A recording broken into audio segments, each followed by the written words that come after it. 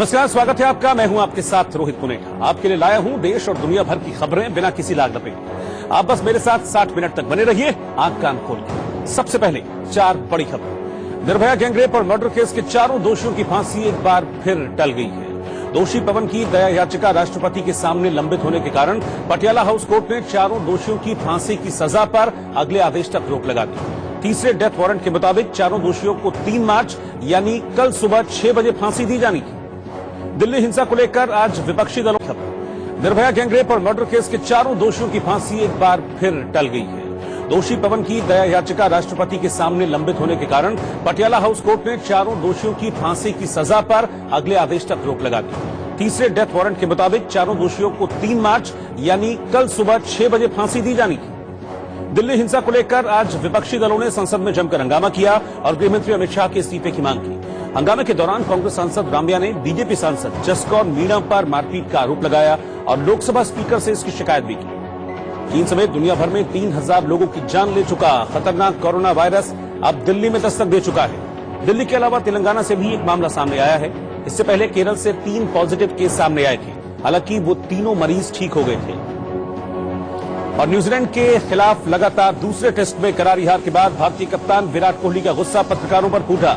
Press conference के दौरान जब कोहली से यह पूछा गया कि क्या उन्हें मैदान में अपना गुस्सा काबू में रखने की जरूरत है, तो कोहली इस पर भड़क गए। दिल्ली हिंसा के खिलाफ यूथ कांग्रेस ने प्रदर्शन किया।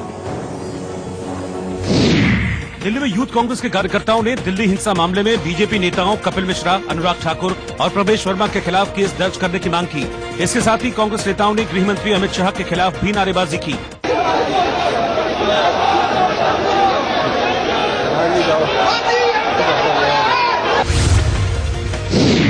उत्तर प्रदेश के सीतापुर जिले में शारदा नदी की वजह से कटान से पीड़ित दर्जनों गांव के लोगों ने जमीन का मुआवजा, भूमि की पैमाइश समेत कई मांगों को लेकर डीएम कार्यालय के बाहर प्रदर्शन किया।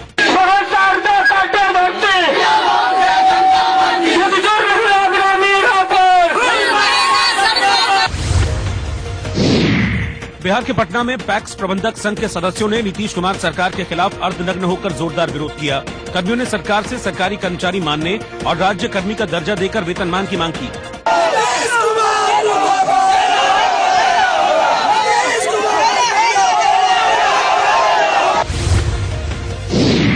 राजस्थान में जयपुर के पास नींदड़ गांव में जयपुर विकास प्राधिकरण द्वारा भूमि अधिग्रहण के प्रावधान के खिलाफ किसानों ने खुद को जमीन के भीतर दबाकर जमीन समाधि सत्याग्रह आंदोलन किया और सरकार के खिलाफ जमकर नारेबाजी की।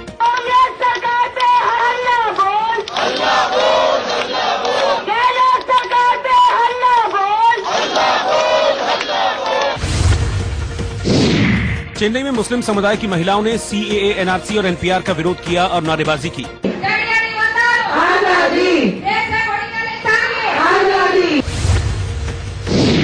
उत्तर प्रदेश के मुरादाबाद में लेन देन के विवाद में एक भतीजे ने अपने चाचा की डंडों से पिटाई कर दी, जिससे मौके पर हंगामा खड़ा हो गया।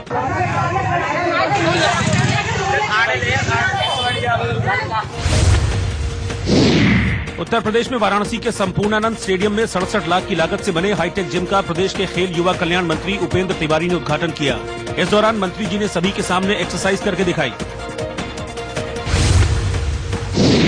मशहूर अभिनेता अनुपम खेर ने गंजेपन से परेशान लोगों पर एक इमोशनल सॉन्ग बनाकर उसे ट्विटर पर शेयर कर दिया और कहा कि मैं भी अब गंजों में हूँ।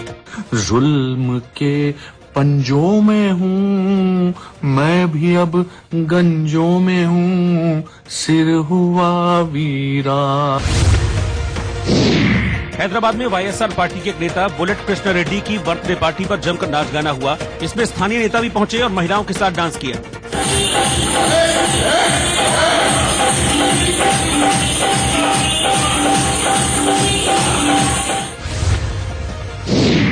न्यूजीलैंड के खिलाफ दूसरे टेस्ट मैच में 7 विकेट से हार के बाद एक स्थानीय पत्रकार ने विलियमसन के खिलाफ कथित अपशब्दों के इस्तेमाल पर विराट कोहली की प्रतिक्रिया पूछी, तो भारतीय कप्तान को पसंद नहीं आया और वो गुस्सा हो गए। You need to find out exactly what happened and then come with a better question.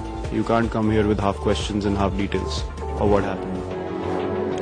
Delhi हिंसा पर सरकार को घेरते हुए विपक्ष ने लोकसभा और संसद परिसर में जमकर हंगामा किया। कांग्रेस समेत तमाम विपक्षी पार्टियां इस मामले में संसद में बहस की मांग कर रही हैं। सदन से बाहर भी संसद परिसर में गांधी जी की मूर्ति के सामने सरकार पर जमकर हमला बोला गया। प्रधानमंत्री जवाब दो। राहुल गांधी और अधीर रंजन चौधरी के साथ कांग्रेस के सांसदों ने पोस्टर और होर्डिंग के साथ नारेबाजी की। दिल्ली हिंसा के बाद संसद सत्र के शुरू होने पर विपक्ष का हंगामा तय माना जा रहा था। सरकार ने कहा था कि राज्य सरकार से पूछिए, उनकी जिम्मेदारी है। अब तो किसकी जिम्मेदारी है? गृह मंत्री का। इसलिए हम चाहते हैं कि गृह मंत्री भी इस्तीफा दे दें और अंत में हम चाहते हैं कि प्रधानमंत्री पार्लियामेंट में आके जवाब दे दें कि क्या हो रहा है, क्या जिम्मेदारी। वो अब तक इस विषय पे 56 लोग के देहांत हो गए हैं। तो 56 इंच की बातें बहुत सुने हैं, लेकिन 56 लोग के देहांत अगर दिल्ली में हुए हैं और प्रधानमंत्री एक लफ्ज, एक शब्द नहीं निकाला अब तक। लेकिन हिंसा के मुद्दे पर अकेले कांग्रेस ने मोर्चा नहीं संभाला। आम आदमी पार्टी के सांसदों ने भी जमकर नारेबाजी की। इसकी जांच होनी चाहिए, उसमें सुप्रीम कोर्ट या हाई कोर्ट के जो सिटिंग जज है उनके द्वारा न्यायिक जांच कराई जाए, जेपीसी बनाई जाए, फास्ट ट्रैक कोर्ट बनाया जाए। वहीं टीएमसी के सांसदों ने विरोध का अनोखा तरीका अपनाया। आंखों पर काली पट्टी और होठ पर उंगली रखकर उन्होंने इशारों में सरकार पर हमला बोला। हंगामा लोकसभा के अंदर भी नजर आया और विपक्ष के सांसदों ने वहां भी जमकर नारेबाजी की। हालांकि स्पीकर कार्यवाही के दौरान शांति की अपील करते रहे। सदन पे सभा पटल पर रखे जाने वाले पत्र के समय बेल पे नहीं आते हैं। ये बोलने का आपको मौका दूंगा, आप सदन में बैठे इनको जाके। लेकिन विपक्ष के सांसद वेल में आकर नारेबाजी करते रहे। यहां तक कि संसदीय कार्य मंत्री ने कांग्रेस पर तीखा हमला भी बोला। 3000 लोगों को जो मर्डर किया 1984 में कुछ भी कार्रवाई नहीं किया, उन लोग आज आके इधर ऐसे हंगामा कर रहे हैं, शोर शराबा कर रहे हैं। I strongly condemn this attitude. लेकिन हंगामा तब और बढ़ गया जब बीजेपी सांसद संजय जायसवाल बोलने के लिए खड़े हुए और उन्होंने दिल्ली हिंसा के लिए सोनिया गांधी पर सीधा निशाना साधा। कांग्रेस का यह चरित्र रहा है, पहले इनकी तथाकथित माता इस देश को भड़काती है कि आर या पार कर लेना है। भारत के किसी नागरिक से इसका कोई संबंध नहीं है। फिर भी जब सोनिया गांधी ने, प्रियंका गांधी ने इस देश में दंगे भड़काने के लिए आर या पार की बात की, जिसके बाद कांग्रेस के सांसद उखड़ गए। विरोध जाहिर करते हुए वो सत्ता पक्ष की तरफ बढ़े। इससे पहले कि हालात बेकाबू होते, स्पीकर ने लोकसभा की कार्यवाही रोक दी। कांग्रेस समेत विपक्ष दिल्ली हिंसा को लेकर सरकार से जवाब मांग रहा है, लेकिन सरकार की दलील ये है कि वक्त चर्चा का नहीं है, यानी सही समय पर बहस होगी। जाहिर है विपक्ष को सरकार का ये रुख पसंद नहीं आया कि दिन की कार्रवाई जो सरकारी काम है उसको आज स्थगित कर देना चाहिए और दिल्ली के दंगों पर चर्चा होनी चाहिए। सरकार का ये कहना कि जब हालात सामान्य हो जाएंगे सब चर्चा करेंगे, तो दिल्ली के हालात सामान्य करने में केंद्रीय सरकार को तो रुचि ही नहीं थी। प्रधानमंत्री चुप्पी साध रहे हैं। प्रधानमंत्री आके कुछ सदन में कहे, वो अमित शाह जी की इस्तीफा हमारी मांग है, सदन में इस विषय पे चर्चा करना हमारा मांग है। हम सुबह में सदन सरकार पक्ष को कहा कि इतने बड़ी घटना घटे हैं दिल्ली में, जहां लाशों की कतार बढ़ते जा रहे हैं। इसी हालत में सदन चलाने से पहले कम से कम इस विषय को सामने रखकर एक चर्चा होना चाहिए। तो प्रधानमंत्री के लेवल के ऊपर इसके ऊपर एक प्रतिक्रिया सदन के सामने रखी जानी चाहिए, चर्चा होनी चाहिए और किसी की जवाबदारी तय होनी चाहिए। हमारे पार्टी के हमारे दोस्त काम कर रहे हैं अमन के लिए और हम उम्मीद करते हैं कि अमन वहां पर मजबूत हो, मगर अमन के लिए इंसाफ जरूरी है। जिनकी जानें चली गई हैं उनके लिए इंसाफ जरूरी है। पहले तो ये लोग हेट स्पीच दे करके माहौल खराब करते हैं दिल्ली का और देश का, और ऊपर से इस पे राजनीति करते हैं। दिल्ली जिस दर्द में है उस दर्द को समझने वाला हृदय भी इनके पास नहीं है। और जहां तक कौन दोषी है नहीं दोषी है, ये क्या कहते हैं कि किसको इस्तीफा देना चाहिए नहीं देना चाहिए, जांच का विषय है। जांच का जब रिपोर्ट आएगा तो दूध का दूध पानी का पानी हो जाएगा। लेकिन अभी दिल्ली की स्थिति सामान्य हो गई है। लोगों में रोष और कई अफवाहों की गुंजाइशें बनी रहती हैं, तो मैं समझता हूं कि सरकार सही समय पर इस पर बहस से सरकार कभी पीछे नहीं हटती है। सरकार का दायित्व है, सरकार अपने दायित्व को निभाती है। लेकिन ये समय विपक्ष के साथ बैठ करके लोकसभा के अध्यक्ष, ताकि स्थिति जो सामान्य हो रही है उसमें पार्लियामेंट की तरफ से किसी प्रकार का व्यवधान ना हो। दिल्ली की हिंसा के बाद जहां माहौल ठीक करने की कोशिश जारी है, वहीं आंध्र प्रदेश की गुंटूर में ओवैसी ने तल्ख बयानों से तनाव बढ़ाने में कोई कसर बाकी नहीं रखी। सरकार को घेरते हुए ये इल्जाम तक लगा दिया कि हिंसा के लिए बाकायदा प्लानिंग की गई थी। इसको ये है कि दिल्ली में जो फसाद हुआ, इसको फसाद नहीं बोल सकते, इसको एक जेनोसाइड और प्रोग्राम कहना पड़ेगा। अब तक दिल्ली में 45 लोगों की मौत हुई। दिल्ली में जो फसाद हुआ उसकी प्लानिंग हुई, उसका मंसूबा बनाया गया। और हिंदुस्तान टाइम्स के शिशिर गुप्ता एक बहुत बड़े एडिटर हैं, उन्होंने लिखा, अखबार उठाकर पढ़ लो, शिशिर गुप्ता ने लिखा कि बसों में लोगों को लाया गया था और महलों में छोड़ दिया गया था। ओवैसी यही नहीं रुके, बल्कि उन्होंने कई हैरान कर देने वाले दावे भी किए। 4 मस्जिदों को मुकम्मल जला दिया गया दिल्ली में, 4 मस्जिदों को मुकम्मल जला दिया गया। एनसीआर और एनपीआर का विरोध करते हुए ओवैसी की जबान तल्ख रही और उन्होंने लोगों को भड़काने में कोई कसर बाकी नहीं रखी।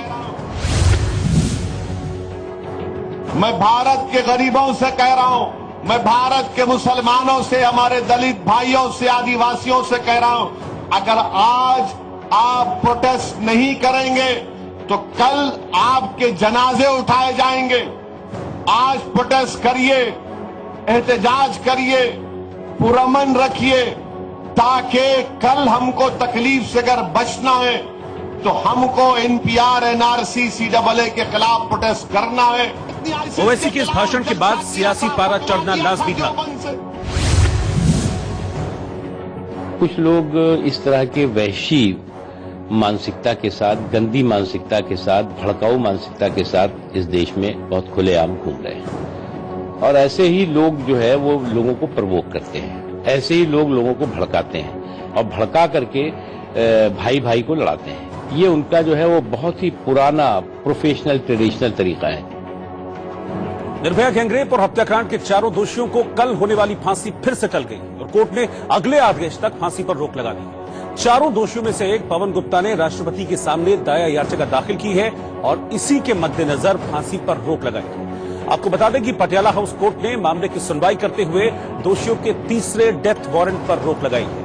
साथ ही कोर्ट ने अगले आदेश तक निर्भया के दोषियों की फांसी पर रोक लगा दी है। निर्भया के दोषियों को 3 मार्च सुबह 6 बजे फांसी दी जानी थी। इससे पहले 3 बार डेथ वारंट जारी हो चुका है। पहला डेथ वारंट 7 जनवरी को जारी हुआ था, जिसमें 22 जनवरी को फांसी दी जानी थी, लेकिन वो टल गई। इसके बाद दूसरा डेथ वारंट 17 जनवरी को जारी हुआ और 1 फरवरी को फांसी दी जानी थी, लेकिन ये भी टल गया। तीसरा डेथ वारंट 17 फरवरी को जारी किया गया, जिसमें 3 मार्च को यानी कि कल फांसी दी जानी थी, लेकिन कोर्ट ने अब उस पर भी रोक लगा दी। दोषियों की फांसी पर अगले आदेश तक रोक लगाने पर उनके वकील एपी सिंह ने कहा कि कोर्ट कानून के मुताबिक अपना काम कर रहा है। अगला मूव क्या है आपका? अगला मूव अभी देख के अभी उसके परिवार वालों से कंसल्ट करके आगे प्रोसीड। दया याचिका पवन की तरफ से दाखिल करेंगे या नहीं? 2 टूक में हाँ या ना में जवाब दीजिए, ये बताइए। मैं सारी लीगल रेमेडीज अवेल करूंगा जो हमें भारत के संविधान ने दी है। आज माना जाए कि पवन की तरफ से दया याचिका आप दाखिल करेंगे? हाँ, देख लूंगा, जैसे जैसे तैयारी होगी उस हिसाब से करेंगे आगे प्रोसीड। निर्भया की मां आशा देवी ने कोर्ट के फैसले पर दुख जाहिर करते हुए कहा कि सिस्टम की नाकामी की वजह से हमारे साथ ऐसा हो रहा है। वहीं निर्भया के पिता ने कहा कि कानून उनका मजाक उड़ा रहा है। की नाकामी है, हमारी सिस्टम की नाकामी है। ये बड़े बड़े कोर्ट में तो बैठे हैं, लेकिन बच्चियों को न्याय के लिए नहीं बैठे हैं। सिर्फ और सिर्फ मुजरिमों का अधिकार देते हैं और उनको ही इंसाफ देते हैं। ये मर्जी खारिज होगी, फिर चक्कर काटेंगे, फिर उनको फांसी का डेट वारंट होगा, लेकिन जब तक फांसी नहीं हो जाती तब तक हमें तसल्ली नहीं है। रामविलास वेदांती ने सबसे ऊंचा राम मंदिर बनाने की मांग की है। राम जन्मभूमि न्यास के कार्यकारी अध्यक्ष रामविलास वेदांती महाराज ने 1111 फीट का सबसे ऊंचा और भव्य राम मंदिर बनाने की मांग की।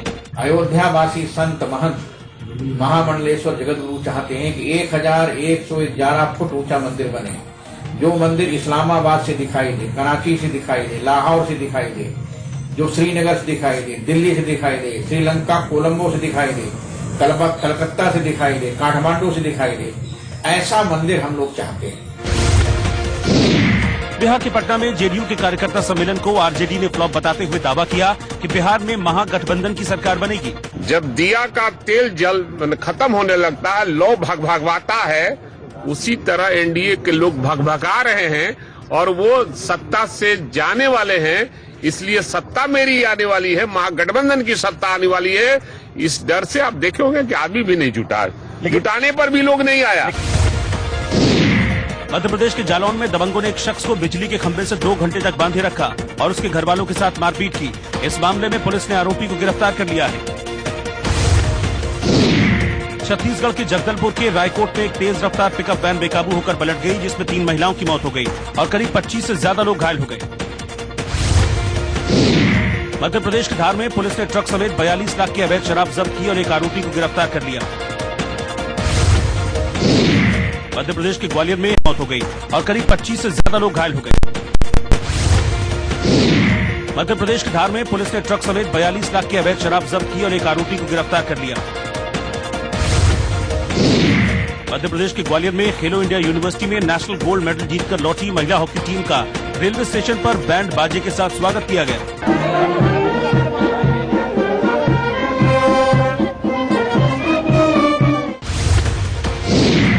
कारोबारी सप्ताह के पहले दिन शेयर बाजार गिरावट के साथ बंद हुआ। सेंसेक्स 153 अंक लुढ़ककर 38,144 पर बंद हुआ, जबकि निफ्टी 69 अंक गिरकर 11,132 पर बंद हुआ।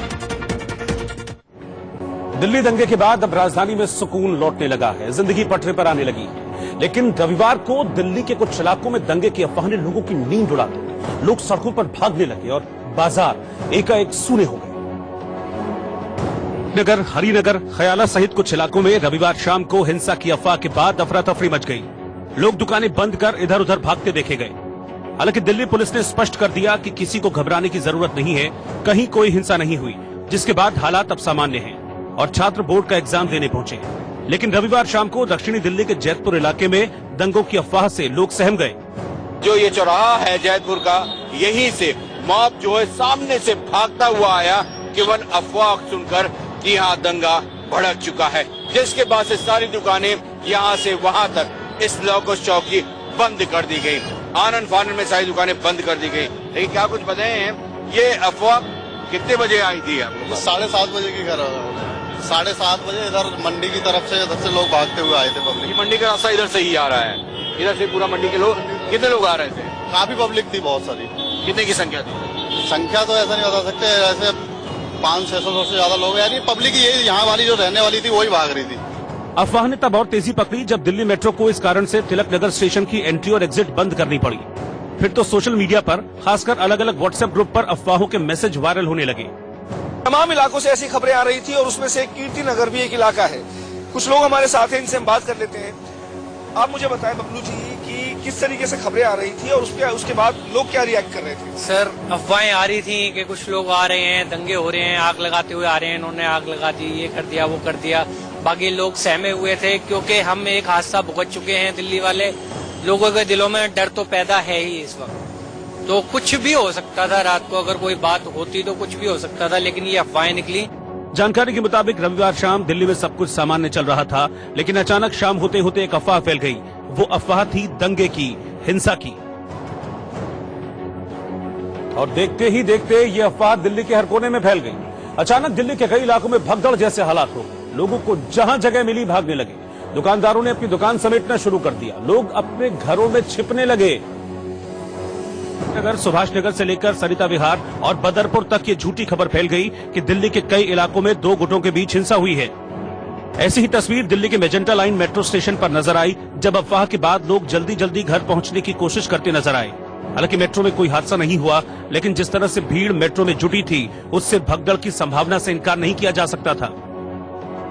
अफवाहों के बाजार में शाहीन बाग इलाका भी गर्म रहा। हालांकि अच्छी बात यह रही कि शाहीन बाग में सब शांत रहा।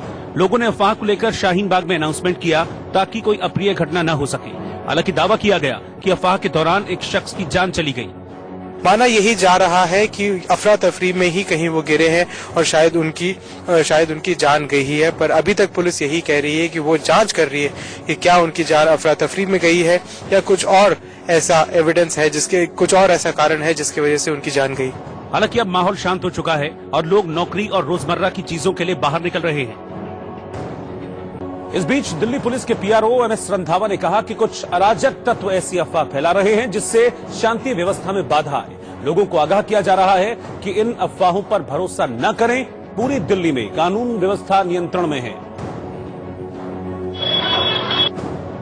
तमाम दिल्ली वासियों को फिर अपील करना चाहूंगा कि आप ऐसी अफवाहों को ना माने और अगर कोई ऐसी अफवाह फैलाता है तो आप पुलिस को बताएं। आप अपने जो नजदीकी पुलिस स्टेशन है वहां से वेरीफाई कर सकते हैं। हमारे हेल्पलाइन नंबर है 112, वहां से वेरीफाई कर सकते हैं। तमाम दिल्ली पुलिस की वेबसाइट पे हमारे सीनियर अफसरान के नंबर हैं, आप वहां से वेरीफाई कर सकते हैं। आप इन अफवाहों में मत आएं। ऐसी अफवाहें फैलाना एक क्राइम है और दिल्ली पुलिस सोशल मीडिया को क्लोजली मॉनिटर कर रही है और उनके सख्त कार्रवाई करेगी। अब दिल्ली पुलिस ने कुछ आदमी डिटेन भी किए हैं जिन्होंने ऐसी अफवाहें फैलाई हैं। उनके खिलाफ हम केस दर्ज कर रहे हैं और उनको बंद करेंगे। जेएनयू के पूर्व छात्र उमर खालिद का एक वीडियो सोशल मीडिया पर वायरल हो रहा है। ये वीडियो दिल्ली हिंसा और 24 फरवरी को अमेरिकी राष्ट्रपति डोनाल्ड ट्रंप के दौरे से पहले 17 फरवरी का बताया जा रहा है। महाराष्ट्र के यवतमाल में दिए भाषण में उमर खालिद कह रहे हैं कि अमेरिकी राष्ट्रपति के भारत दौरे के दौरान सड़कों पर उतरना होगा।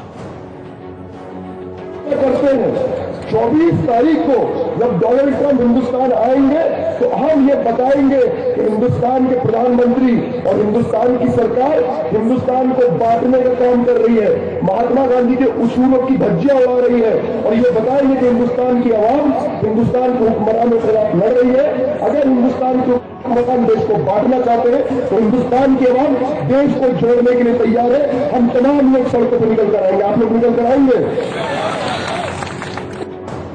उमर खालिद के बयान पर बीजेपी सांसद बाबुल सुप्रियो ने कांग्रेस और लेफ्ट को आड़े हाथों लिया और कहा कि दिल्ली में हिंसा भड़काने के पीछे विपक्ष का ही हाथ है।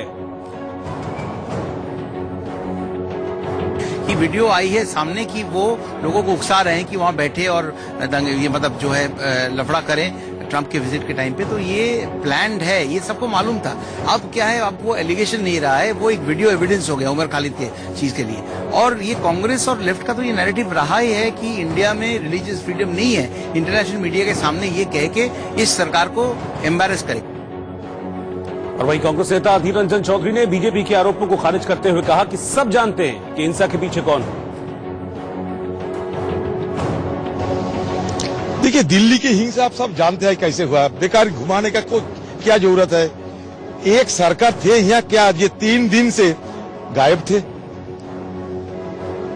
ट्रंप को जितने मेजबानी करना चाहिए करो, लेकिन हिंदुस्तान के दिल्ली जो हमारा कैपिटल है, वहां जब खून बहते हैं, आगजनी होते हैं, लोग घर छोड़ के भागते हैं, तब इस तरफ तुम देखोगे नहीं, सोचोगे नहीं।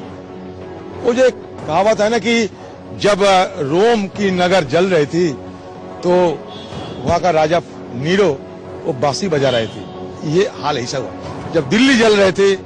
हमारा दिल्ली के गृह मंत्री, हिंदुस्तान के गृह मंत्री अहमदाबाद जाके मेजबानी कर रहे थे। वर्ल्ड एयर क्वालिटी रिपोर्ट में भारत को लेकर चौंकाने वाली बात है। प्रदूषण के मामले में वर्ल्ड एयर क्वालिटी रिपोर्ट 2019 के मुताबिक भारत को 5वां स्थान मिला है। रिपोर्ट के अनुसार उत्तर प्रदेश का गाजियाबाद विश्व का सर्वाधिक प्रदूषित शहर बताया गया है।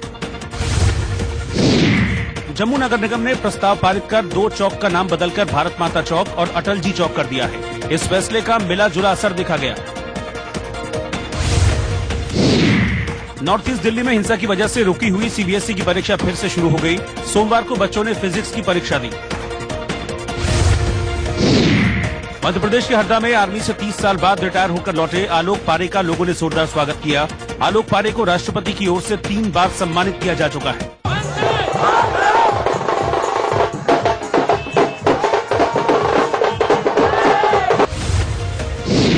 क्राइस्टचर्च टेस्ट में न्यूजीलैंड ने टीम इंडिया को 7 विकेट से हरा दिया। इसके साथ ही न्यूजीलैंड ने 2 टेस्ट मैचों की सीरीज पर भी कब्जा जमा लिया।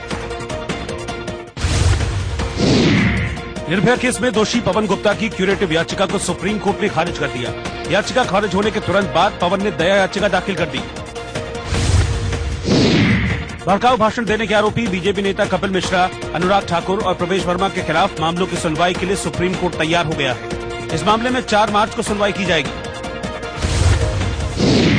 दिल्ली के पश्चिमी और दक्षिण पूर्वी इलाके में हिंसा फैलने की अफवाह से मची भगदड़ में एक शख्स की मौत हो गई। अफवाह फैलाने के मामले में पुलिस ने एक आरोपी को गिरफ्तार किया है। अनुच्छेद 370 के मामले में सुप्रीम कोर्ट ने सुनवाई करते हुए कहा कि इस मामले को बड़ी बेंच में नहीं भेजा जाएगा। कोर्ट ने कहा कि 5 जजों की बेंच ही इस मामले में सुनवाई करेगी। मध्य प्रदेश के ग्वालियर में पुलिस ने एक सेक्स रैकेट का भंडाफोड़ किया है। इस मामले में 9 लोगों को गिरफ्तार किया गया है। और आंख कान खोल के में फिलहाल वक्त हो गया छोटे से ब्रेक का। ब्रेक के बाद हम आपको दिखाएंगे मुआवजे के लिए जमीन में दबे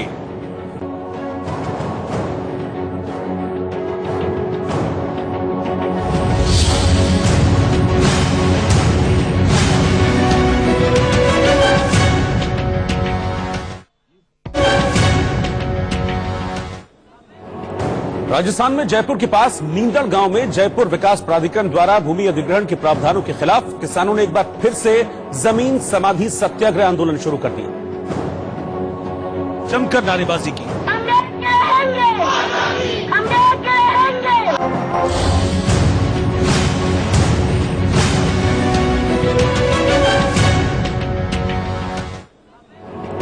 राजस्थान में जयपुर के पास नींदड़ गांव में जयपुर विकास प्राधिकरण द्वारा भूमि अधिग्रहण के प्रावधानों के खिलाफ किसानों ने एक बार फिर से जमीन समाधि सत्याग्रह आंदोलन शुरू कर दिया। जमकर नारेबाजी की।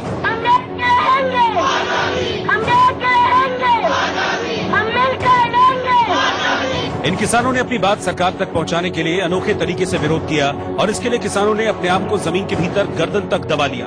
इसमें पुरुषों के साथ साथ महिलाएं भी शामिल हुई। वहीं दूसरी ओर बैठे किसान इनके समर्थन में अपने हक के लिए कांग्रेस की गहलोत सरकार के खिलाफ जमकर प्रदर्शन करते देखे गए।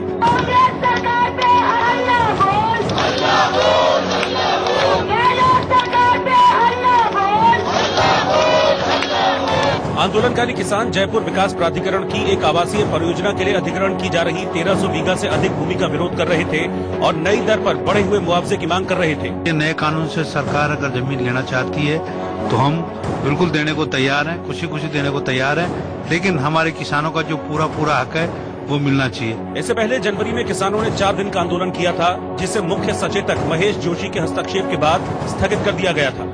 2 करोड़ रुपए की वो बात कह रहे हैं, हम 25 लाख की उनको छूट देते हैं। 1 करोड़ 75 लाख रुपए आप प्रति बीघा के हिसाब से किसानों को मुआवजा दे दीजिए, हम ये आंदोलन अभी समाप्त कर देंगे। इस बार किसान पूरी रणनीति के साथ आंदोलन के लिए उतरे हैं और अगर सरकार ने उनकी मांग नहीं मानी तो इस आंदोलन के जल्द खत्म होने के आसार नहीं हैं। दिल्ली हिंसा के मुद्दे पर लोकसभा विपक्ष के हंगामे के दौरान कांग्रेस और बीजेपी की 2 महिला सदस्यों के बीच धक्का मुक्की हो गई। कांग्रेस सांसद राम्या हरिदास ने लोकसभा अध्यक्ष ओम बिरला से शिकायत करके कार्रवाई की मांग की। आरोप है कि बीजेपी सांसद जसकौर मीणा ने उनके साथ मारपीट की।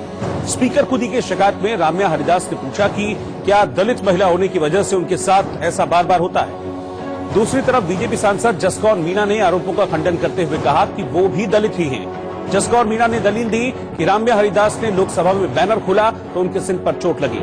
जसकौर मीणा के मुताबिक उन्होंने राम्या हरिदास को आगे बढ़ने के लिए कहा था, उनको धक्का नहीं मारा था। लेकिन कांग्रेस सांसद का आरोप है कि जसकौर मीणा ने ऐसा जानबूझकर किया। One BJP member beat my shoulder. Physically assaulted? Yes, physically assaulted, and that is not good. This is parliament. Parliament members or BJP or Congress or other party, all MPs are inside the parliament is all are equal. Right is equal. So, did you recognize who was the BJP's MP who assaulted you? It was a female, women MP? The all BJP MPs are well sided inside. The one lady member is assault in my shoulder. हमने पूरे complaint हमने अध्यक्ष महोदय को दिया है। हम चाहते हैं कि सारे वो इसकी तहकीकात करें। अध्यक्ष, हमारी बहुत अफसोस की बात है कि एक महिला सदस्य केरल से दलित सदन जो काफी अच्छी है, सक्रिय है, उसको आज वो रोने की नौबत आई। मुझे लगता है ये बहुत दुख की बात है। लेकिन वहीं दूसरी ओर बीजेपी की महिला सांसदों ने आरोप लगाया है कि कांग्रेस के जो आरोप हैं वो गलत हैं और वो कांग्रेस के सांसदों पर ही धक्का मुक्की और हंगामे का आरोप लगा रहे हैं। कांग्रेस पुरुष नेता महिला को पहले छोड़ते हैं, ट्रेजरी बेंच के सामने छोड़ते हैं एंड हल्ला करवाते हैं।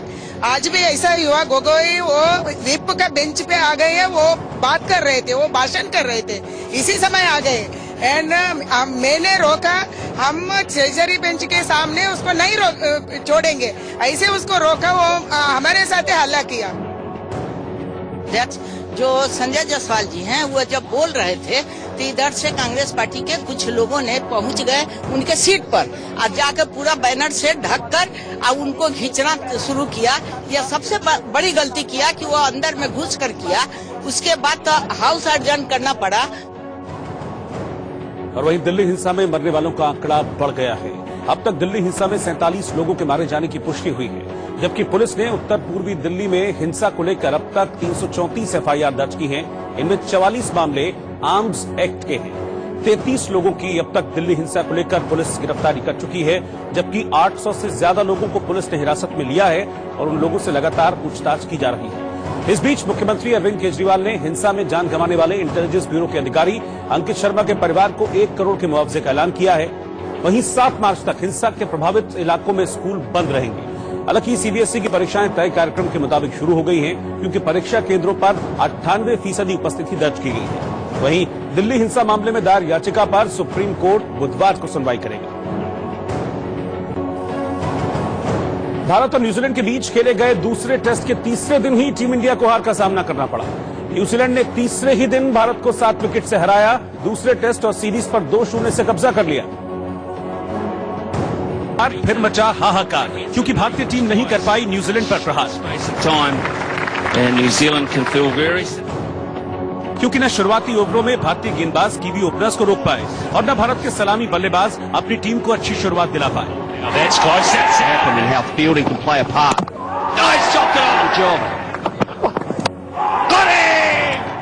Very disappointing to lose the series in this manner, and something that as a team we all realize, and we all are definitely accepting it straight up. कप्तान ने भी ये मानने में कोई कोताही नहीं बरती। वो भी जानते हैं कि उनकी टीम ने क्या किया है। सबसे पहले दोनों टीमों के शुरुआती ओवरों के आंकड़े पर नजर दौड़ाइए। पता चलेगा कि हमने कितना खराब किया और उन्होंने कितना अच्छा। यही हार की सबसे बड़ी वजह भी बनी, जिसके लिए बल्लेबाजों के साथ साथ गेंदबाज भी उतने ही दोषी हैं।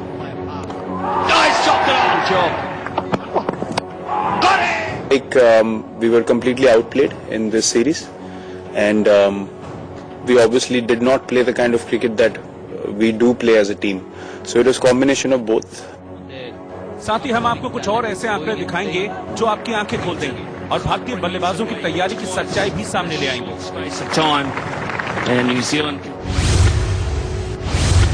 पहले आप देखिए वो 4 पारियां जो भारत में खेली गई।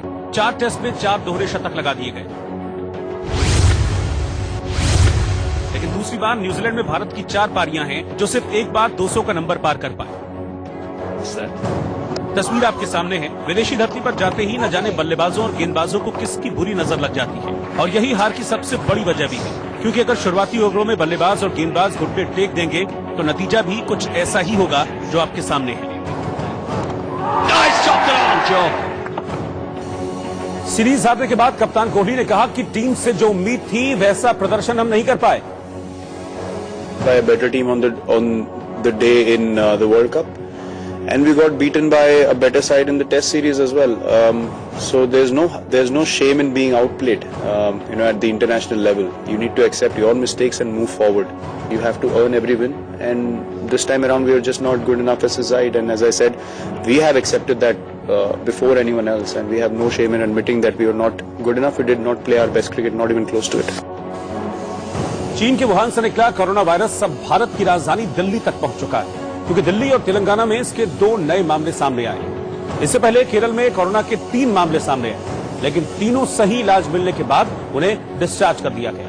लेकिन अब मामला दिल्ली से आया है।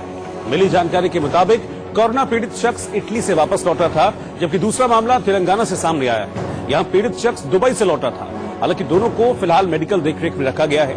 इस बीच कोरोना वायरस से जुड़ी शिकायत और सुझाव के लिए एक कॉल सेंटर शुरू किया गया है और इसका नंबर है 011-2397-8046। ये कोरोना कॉल सेंटर 24 घंटे काम करता है। इस बीच देश के 21 बड़े एयरपोर्ट्स पर यात्रियों की जांच की जा रही है। इसके अलावा 12 बड़े और 65 छोटे बंदरगाहों पर भी जांच जारी है। पास 2 और पॉजिटिव केसेस, एक केस दिल्ली में और एक केस तेलंगाना में, और जिनकी ट्रैवल हिस्ट्री है,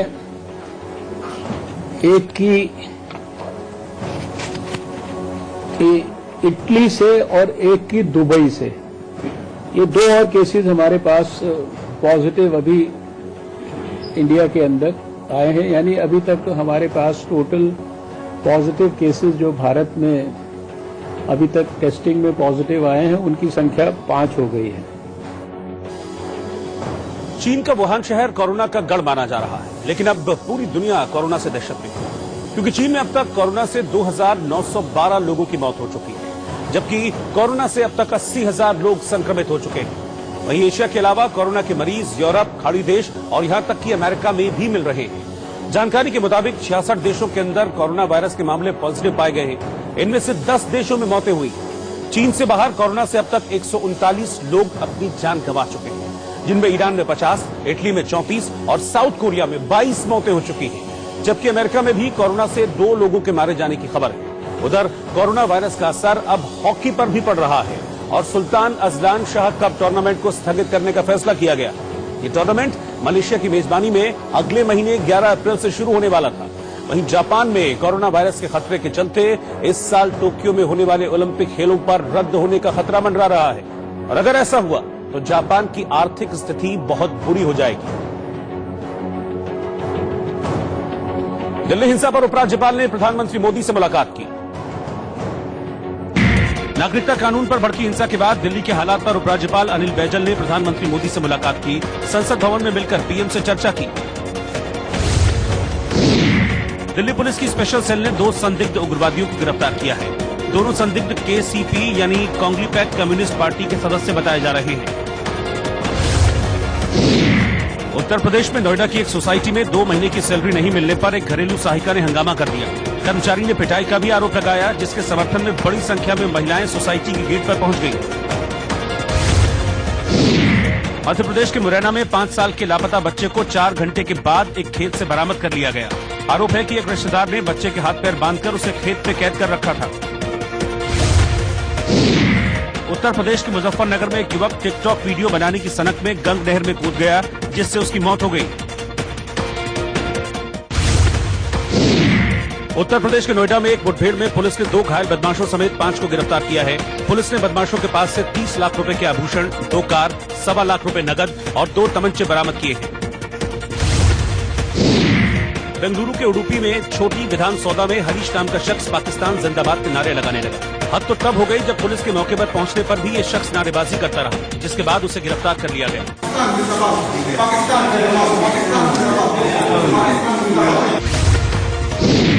छत्तीसगढ़ के बीजापुर में 8 लाख के एक इनामी नक्सली ने एसपी और सीआरपीएफ के डीआईजी के सामने आत्मसमर्पण कर दिया। उत्तर प्रदेश के बुलंदशहर सदर विधानसभा से बीजेपी विधायक वीरेंद्र सिंह सिरोही का निधन हो गया। जिन्हें श्रद्धांजलि देने के लिए मुख्यमंत्री योगी आदित्यनाथ उनके घर पहुंचे। दिल्ली में नागरिकता कानून पर हुई हिंसा के मामले में बीजेपी विधायकों के दल ने दिल्ली के उपराज्यपाल अनिल बैजल से मुलाकात की और उन्हें ज्ञापन सौंपा। इसरो जियो इमेजिंग सैटेलाइट लॉन्च करने की तैयारी कर चुका है, जो तेजी से तस्वीरें क्लिक करेगा। इससे भारत को प्राकृतिक आपदाओं और कई अन्य क्षेत्रों की मॉनिटरिंग में मदद मिलेगी। इसके लिए इसरो 5 मार्च को देश का पहला जियो इमेजिंग सैटेलाइट लॉन्च करेगा। जियो इमेजिंग सैटेलाइट को GSLV F10 की मदद से लॉन्च किया जाएगा।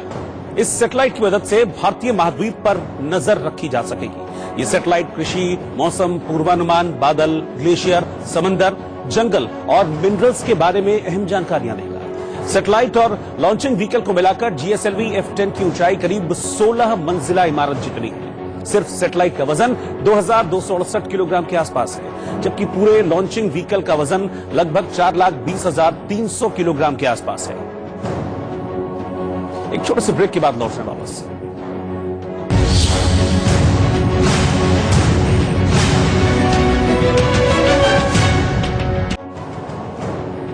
ममता बनर्जी ने दिल्ली हिंसा पर मोदी सरकार को घेर लिया। कोलकाता में एक बड़ी रैली का आयोजन करके ममता बनर्जी बीजेपी पर जमकर बरसी और आरोप लगाया कि दिल्ली में हुई हिंसा पूरी तरह से सुनियोजित थी। एक दिन पहले ही अमित शाह ने कोलकाता में रैली करते हुए ममता बनर्जी की सरकार पर हिंसा और गुंडाई का आरोप लगाया था, लेकिन ममता बनर्जी ने पलटवार करते हुए ऐलान किया कि वो पश्चिम बंगाल में भड़काऊ नारे नहीं लगने देंगी।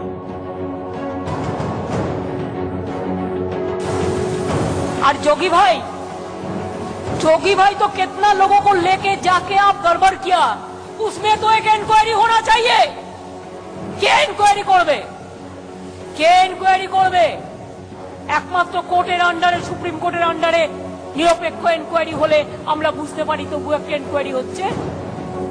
শুধু একটা পুলিশ কমিশনারকে দিয়ে হয়ে গেল। আমি কেন জেনোসাইড বলছি? Because it is state sponsored. Bollywood के एक्शन हीरो टाइगर श्रॉफ का जन्मदिन है। टाइगर 30 साल के हो गए हैं। वहां उनकी 6 मार्च को श्रद्धा कपूर के साथ फिल्म बागी 3 भी रिलीज होने वाली है। टाइगर ने अपने बर्थडे के मौके पर इंडिया न्यूज से खास बात की। जिंदगी में बागी फिल्म जरूर देखी है, चाहे बागी 1 हो, बागी 2 हो, लेकिन इस हफ्ते रिलीज होने जा रही है बागी 3, और बागी 3 के तीनों स्टार कास्ट हमारे साथ में है। और आज जो है टाइगर श्रॉफ का बर्थडे है और ये केक है आपके लिए। Thank you. हाँ, श्रद्धा का भी नाम लिखा। और happy birthday to you, Shraddha, happy birthday to you. So sweet guys. Yeah. क्या बात? Is that a magic candle? Yeah. Thank you so much. Thanks you tiger. सबसे पहले बर्थडे भी किसने क्या? रात को 12 मैं तो सो रहा था उस वक्त। बट मॉर्निंग में मैं woke up and of course my parents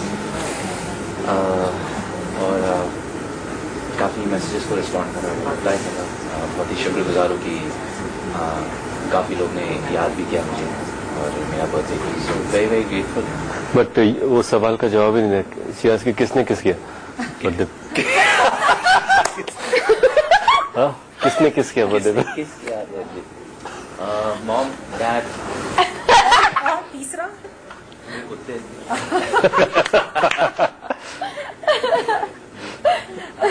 कल श्रद्धा का भी बर्थडे है। श्रद्धा, कोई स्पेशल प्लान है बर्थडे का इस बार?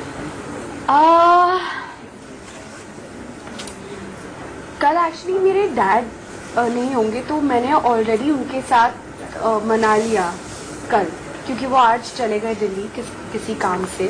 तो मैंने कल शाम को उनके साथ मना लिया और कल देखते हैं मॉम, मासी, भैया सबके साथ कुछ ना कुछ तो करेंगे। सो फैमिली लंच या टाइगर, आप कैसे बर्थडे सेलिब्रेट करने वाला? ऑफकोर्स की वर्किंग है आपके लिए। सेलिब्रेट नहीं करता, पर ज़्यादातर पिछले 4-5 सालों से मैं वर्क ही कर रहा था during my birthday, weather shooting और बहुत ही ग्रेटफुल हूँ कि मैं काम कर रहा हूँ मेरा बर्थडे का दिन। और आप दोनों जो है इस फिल्म में एक साथ में है और इसी हफ्ते आपकी फिल्म रिलीज भी हो रही है। जो बर्थडे गिफ्ट है ये फिल्म, आई थिंक एक रिटर्न गिफ्ट है हमारी तरफ से दर्शकों को, आप सबको। रितेश, आपका बर्थडे तो दिसंबर में आता जी। है, लेकिन आप कैसे सेलिब्रेट करते हैं आपके बच्चों के साथ में, फैमिली के साथ? स्ट्रेंजली क्या होता है कि जैसे टाइगर ने कहा कि एक उम्र हो जाती है जब आप सेलिब्रेट नहीं करना चाहते। एक एक्साइटमेंट होती है बचपन में कि आपका बर्थडे, आप दोस्तों को बुलाते, कुछ करना चाहते हैं। उसके बाद एक ऐसी उम्र होती है कि दोस्तों की पार्टी करें, then you just want to relax and have a working birthday. कि ऐसा लगता है कि अगर साल के पहले दिन और अपने जन्मदिन पर जो आप काम करते तो पूरे साल आप वही काम करते रहोगे, ऐसी एक धारणा है और उसी धारणा से हम लोग चलते हैं कि शायद कुछ काम हो जाए।